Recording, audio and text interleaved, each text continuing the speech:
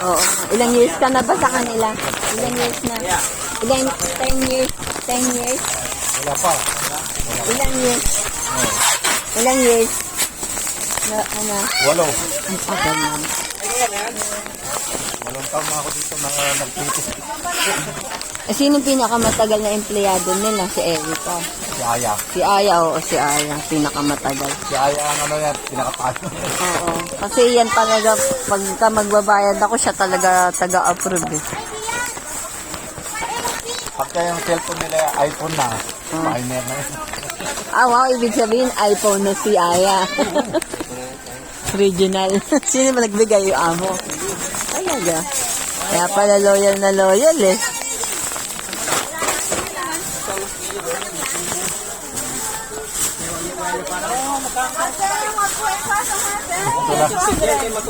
Dito na tinubuan ng sungay sa Aya.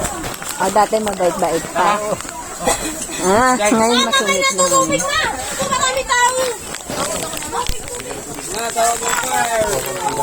Si Erika, ilang years na? Bago pa lang. Lolo mong lilitaw yan. Ayan.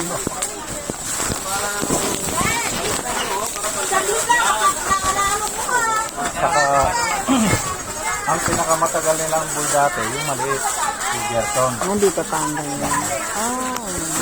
Tingin mo na kami soldo nila yun. Malaki na rin yung dati.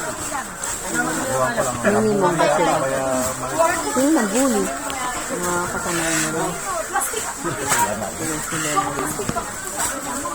Alam ko kasi sa ganito, mababa lang sahod eh. Maglaglagan nila sahod eh.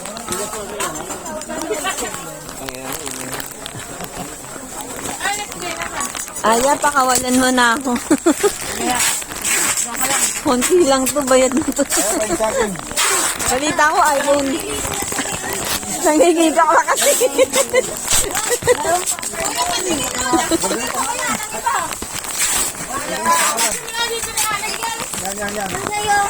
Yan.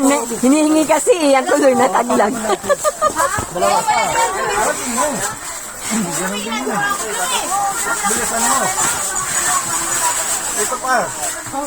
Ikaw na tuloy pinagsulat. Ikaw na tuloy pinagsulat. Alex, pangalan mo ko lang. Tuloy mo kay Aya. Sabi niya, binulsak.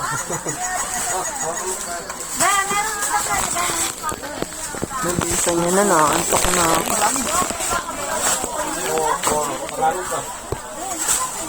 Tatlong paper ba, kuya?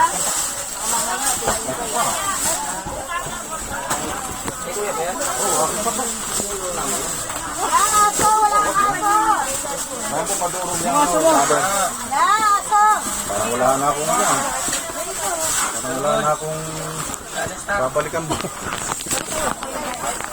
Marami pa daw silang bodega. 2 bodega pa daw. Tega pa.